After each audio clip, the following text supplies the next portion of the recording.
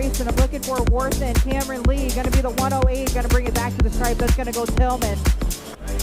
82 ride, going to bring it back for 2. That's going to be Worthen, and the 80 ride going to finish it out for 3 out of moto number 83.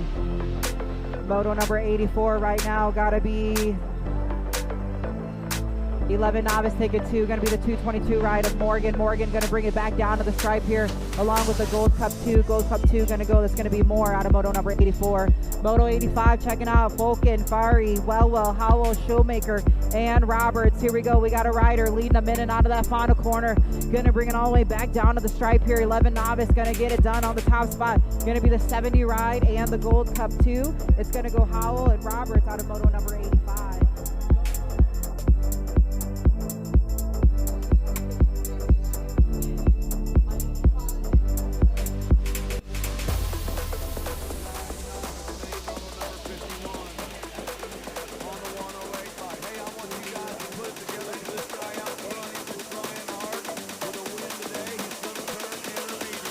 It's a total point race, got a pair of aces in.